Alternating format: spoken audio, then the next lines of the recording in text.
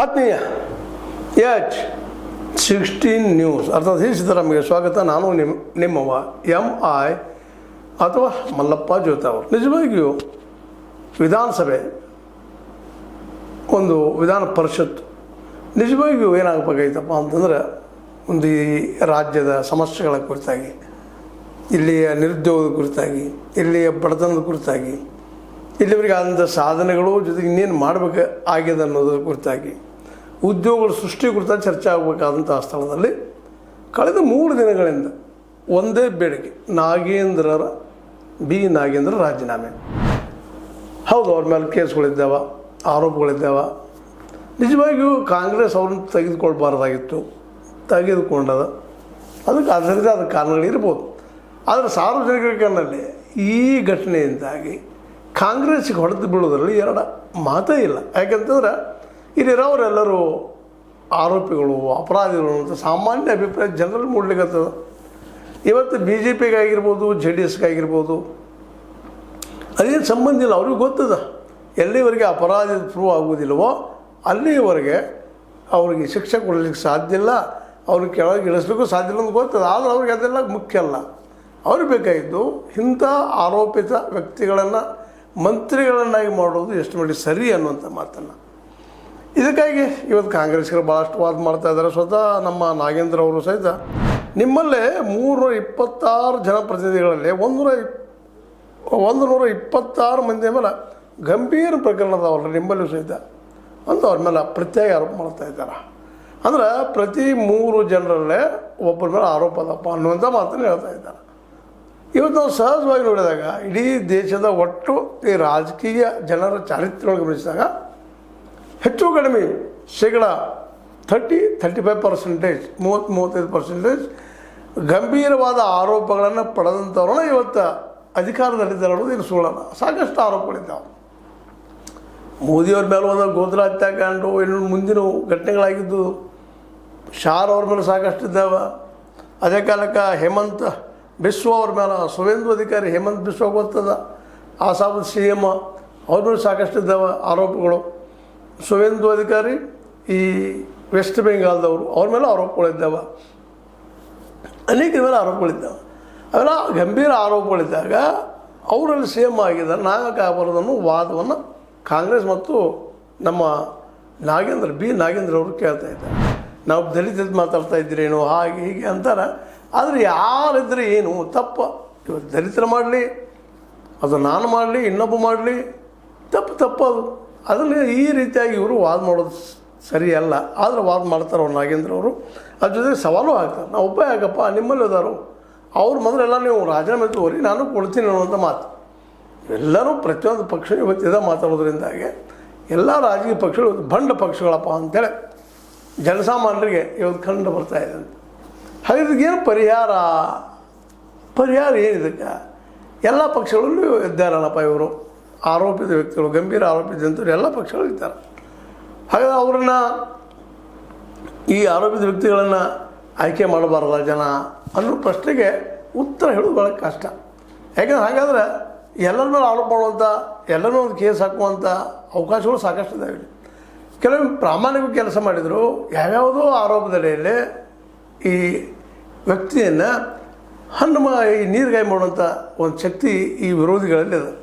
ಹೀಗಾಗಿ ಇಲ್ಲಿ ಆರೋಪಿತರನ್ನು ಅಪರಾಧಿ ಅಂತ ಪರಿಗಣಿಸೋದು ಎಷ್ಟು ಮಟ್ಟಿಗೆ ಸರಿ ಅನ್ನೋ ಮೂಲಭೂತ ಪ್ರಶ್ನೆ ಇದ್ದರೆ, ಎಲ್ಲದಾಗೆ ಇಂಥವ್ರನ್ನ ಯಾಕೆ ಮಾಡಬೇಕಪ್ಪ, ಮಿನಿಸ್ಟರ್ಶಿಪ್ ಇವ್ರಿಗೆ ಯಾಕೆ ಕೊಡಬೇಕು ಅನ್ನೋದು ಸಹಿತ ಇವತ್ತು ದೊಡ್ಡ ಪ್ರಶ್ನೆ ಆಗಿದೆ. ಯಾಕಿಲ್ಲ ಕಾಂಗ್ರೆಸ್ ಪಕ್ಷದಲ್ಲೇ ಒಳ್ಳೆಯ ಹೆಸರಿದ್ದಂಥ ಜನ ಸಜ್ಜನರಿಲ್ಲೇನು ಅನ್ನುವಂಥ ಮಾತು. ಆದರೆ ಇವತ್ತು ಏನಾಗಿದೆಪ್ಪ ರಾಜಕೀಯ ಅಂತಂದ್ರೆ, ದುಡ್ಡು ಹಾಕಿ ದುಡ್ಡು ತೆಗೆಯುವಂಥವ್ರು, ನಾಳೆ ಎಲೆಕ್ಷನ್ದಲ್ಲಿ ದುಡ್ಡು ಹಾಕಿ ಖರ್ಚು ಮಾಡಿ ಹಾರಿಸಿ ಬರುವಂಥವ್ರು, ಅಂಥವ್ರನ್ನ ಆಯ್ಕೆ ಮಾಡ್ತಾ ಇದ್ದಾವೆ ಪ್ರತಿಯೊಂದು ಪಕ್ಷಗಳು. ಈಗ ಕಾಂಗ್ರೆಸ್ಸಲ್ಲೂ ಅದೇ ಪರಿಸ್ಥಿತಿ ಆಗಿಬಿಟ್ಟದ. ಎಷ್ಟೋ ಒಳ್ಳೆಯ ವ್ಯಕ್ತಿ ಇದ್ದರೂ ಸಹಿತ ಅವ್ರಿಗೆ ಟಿಕೆಟ್ ಕೊಡುವಾಗಿಲ್ಲ. ಅವರು ತಾವು ಖರ್ಚು ಮಾಡ್ಕೊಂಬರ್ಬೇಕು. ಅಟ್ಲೀಸ್ಟ್ ತಮ್ಮ ಎಲೆಕ್ಷನ್ ಖರ್ಚನ್ನು ತಾವಾದರೂ ಮಾಡೋಂಗಿರ್ಬೇಕು. ಅಂಥವ್ರಿಗೆ ಅದು ಯೋಗ್ಯ ಹೆಸರಿದ್ರೆ ಮಾತ್ರ ಟಿಕೆಟ್ ಕೊಡ್ತಾ ಇದ್ದಾರೆ.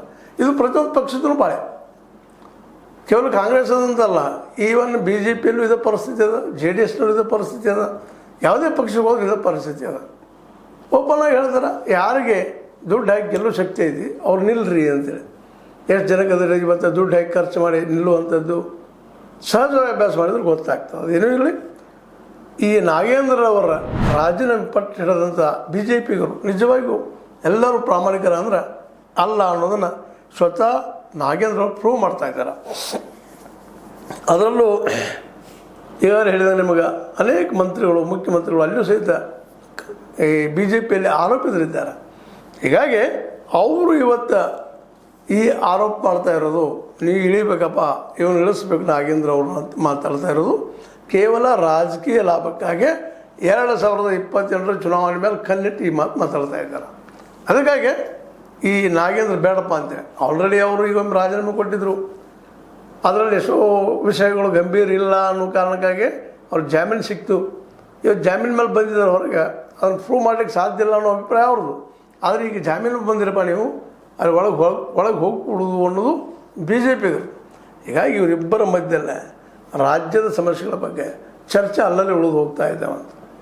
ಅದಕ್ಕೆ ಇವತ್ತು ಡಿ ಕೆ ಶಿವಕುಮಾರ್ ಅವರು ಆಗಿರ್ಬೋದು, ವಿರೋಧ ಪಕ್ಷಗಳಾಗಿರ್ಬೋದು, ಕುಳಿತುಕೊಂಡು ಚರ್ಚೆ ಮಾಡಿ ಯಾವುದನ್ನು ಮಾತಾಡಬೇಕಪ್ಪ. ಇದನ್ನು ಎಷ್ಟು ವರ್ಷ ನೀವು 2 ದಿನ ಹೋಯ್ತೀರಿ, ಪೂರ ಈ ದಿನ ಈ ಟೈಮ್ ಆಗುವವರೆಗೆ, ವಿಧಾನಸಭೆಯ ಸಮಯ ಆಗುವವರೆಗೆ ಇದೊಂದೇ ವಿಷಯ ಒಯ್ತೀರೇನು ರಾಜಕೀಯ ಲಾಭಕ್ಕಾಗಿ ಅನ್ನೋ ಪ್ರಶ್ನೆ ಹೊರಿಸಿದ್ದು ಹೇಳ್ತಾ ಇದ್ದೇವೆ. ಅದೇನೋ ಆಗಲಿ, ಇಡೀ ಕಲಾಪ ಕಳೆದ 3 ದಿನಗಳಿಂದ ಈ ಗದ್ದಲದಿಂದ, ಅದರಲ್ಲೂ ಮುಖ್ಯವಾಗಿ ಆರ್ ಅಶೋಕ್ ಎಬ್ಬಿಸಿದಂಥ ಪ್ರಶ್ನೆಗಳಿಗೆ ಉತ್ತರ ಕೊಡುವುದು ಇವತ್ತು ಆಡಳಿತಾರೂಢ ಪಕ್ಷಕ್ಕೆ ಕಷ್ಟ ಆಗ್ಬೋದು. ಆದರೆ ಈ ಟೆಂಟೆಡ್ ಅಂದರೆ ಆರೋಪಿತರಾದಂಥ ವ್ಯಕ್ತಿಗಳನ್ನು ಮಂತ್ರಿಗಳನ್ನಾಗಿ ಮಂತ್ರಿಗೆ ನೇಮಿಸೋದು ಎಷ್ಟು ಸರಿ ಅನ್ನುವಂಥ ಮಾತು ಮಾತ್ರ ನಿಶ್ಚಿತವಾಗಿ ಜನರ ಮಧ್ಯದಲ್ಲಿ ಹಬ್ಬುತ್ತಾ ಇದೆ. ಈ ಮೊದಲಾಗಿದ್ದರೆ ಸಿದ್ದರಾಮಯ್ಯರು ಉತ್ತರ ಕೊಡ್ತಾಯಿದ್ರು, ನಿಮಗೆ ಗೊತ್ತು, ಹಿಂದಿನ ಮಾಜಿ ಇದ್ರಲ್ಲೇ. ಇವತ್ತೇನಪ್ಪ ಅಂತಂದ್ರೆ ಉಪ ಮುಖ್ಯಮಂತ್ರಿ ಪರಮೇಶ್ವರ್ ಉತ್ತರ ಕೊಡ್ತಾ ಇದ್ದಾರೆ, ಇಲ್ಲ ಇವೇನು ಅಂಥದ್ದಾಗಿಲ್ಲ, ತಪ್ಪು ಯಾರೂ ಆಗೋದಿಲ್ಲ, ಎಲ್ಲರೂ ಆಗ್ತವೆ, ಆದ್ರೂ ಆರೋಪಿ ಆಗಿಲ್ಲ ಅನ್ನೋ ಮಾತು ಮಾತಾಡ್ತಾ ಇದ್ದಾರೆ. ಒಟ್ಟಾರೆಯಾಗಿ ನಮ್ಮ ನಾಗೇಂದ್ರರ ಈ ಕಲಹ ನಮ್ಮ ವಿಧಾನಸಭೆಯಲ್ಲಿ ಜಬರ್ದಸ್ತ ಚರ್ಚೆ ನಡೆಯೋದ್ರಿಂದಾಗಿ ಎಲ್ಲ ಪಕ್ಷಗಳು ಅದರಲ್ಲಿ ಸಹಜವಾಗಿ ಇನ್ವಾಲ್ವ್ ಆಗ್ತಾ ನಡೀತಾ ಇದ್ದಾರೆ. ಕಾರಣಷ್ಟ ಇಲ್ಲಿ ಕಾಂಗ್ರೆಸ್ ಮಿನಿಸ್ಟರ್ ಭ್ರಷ್ಟಾಚಾರದ ಆರೋಪದಲ್ಲಿ ಇರುವುದರಿಂದಾಗಿ, ಭ್ರಷ್ಟಾಚಾರ ಆರೋಪಕ್ಕಿಂತ ಹೆಚ್ಚಿಗೆ ಏನಪ್ಪ ಅಂತಂದ್ರೆ ಇದನ್ನು ರಾಜಕೀಯ ಲಾಭ ನಾವು ಪಡ್ಕೋಬೇಕು ಅನ್ನುವಂಥದ್ದು. ಈಗಾಗಲೇ ನೀವು ನೋಡಿದ್ರಿ, ಸೆಂಟ್ರಲ್ದಲ್ಲೇ ಈ ನಮ್ಮ ಮೋದಿಯವ್ರ ವಿರುದ್ಧವಾಗಿ ಕಾಂಗ್ರೆಸ್ ಆ ರೀತಿಯ ಹೋರಾಟ ಮಾಡಿದ್ದು, ಏನು ಮಾಡಿತ್ತು ಅಂತೇಳಿ ಅದೇ ರೀತಿಯ ಹೋರಾಟವನ್ನು ಇಲ್ಲಿ ಕರ್ನಾಟಕದಲ್ಲಿ ಮಾಡುವಂಥ ವಿಷಯ ವಿರೋಧ ಪಕ್ಷಗಳು ಅಂದ್ರೆ ಬಿ ಜೆ ಪಿ ಜನರು ಅವರದಿಂದವರು ಮೋದಿಯವರ ಒಂದು ಹೆಸರನ್ನು ಹೇಳ್ಕೊಂಡು ಇವತ್ತು ಜನ ಮಧ್ಯದಲ್ಲಿ ಹೋಗುವಂಥ ಪ್ರಯತ್ನ ಮಾಡ್ತಾ ಇದ್ದಾರೆ.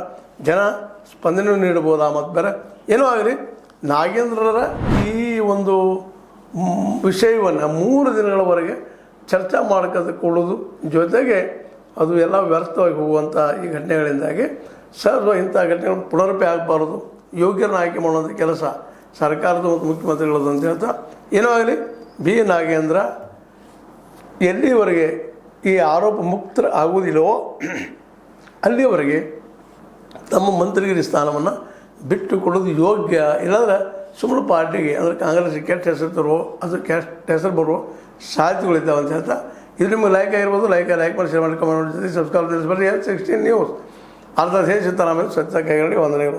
ಆತ್ಮೀಯ ಸಾರ್ವಜನಿಕರಲ್ಲಿ H16 ಅರ್ಥಾತ್ ಸೀತಾರಾಮದಿಂದ ಒಂದು ಮನವಿ. ಈ ಸಂಸ್ಥೆ ಭ್ರಷ್ಟಾಚಾರ, ಅನ್ಯಾಯ, ಅತ್ಯಾಚಾರಗಳಿಂದ ನೊಂದವರ ವೇದಿಕೆ, ಅನ್ಯಾಯಕೋರರ, ಭೂಗಳ್ಳರ, ನಶಾ ಸಾರಾಯಿ ಮಾಫಿಯಾಗಳ ವಿರುದ್ಧದ ಧ್ವನಿ, ರೈತರ, ಕೂಲಿಕಾರ, ಕಾರ್ಮಿಕರ, ಬಿದ್ದ ಸಮುದಾಯ ಜನರ ಧ್ವನಿ ಬೆಂಬಲವಾಗಿ ನಿಂತು ತನುಮನ ಧನದ ಸಹಾಯಕ್ಕೆ ಸಾರ್ವಜನಿಕರಲ್ಲಿ ಕೋರಿಕೆ. ದಾನದ ಸಹಾಯ ನೀಡಿ ಸ್ವಾತಂತ್ರ್ಯ ಪತ್ರಿಕೋದ್ಯಮ ಉಳಿಸಿ ಬೆಳೆಸಿ. ವಂದನೆಗಳು. ತಮ್ಮನ್ನೇ ನಂಬಿರುವ ಮಲ್ಲಪ್ಪ ಇ ಜೋತಾವರ್.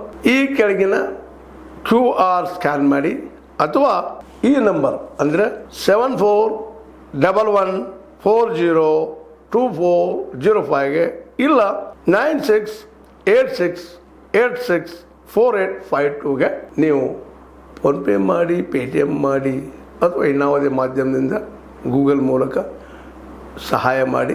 ಈ ಪ್ರಾಮಾಣಿಕ ಪತ್ರಿಕೋದ್ಯಮವನ್ನು ಉಳಿಸಿ ಅಂತ ಮತ್ತೊಮ್ಮೆ ಮನವಿ. ವಂದನೆಗಳು.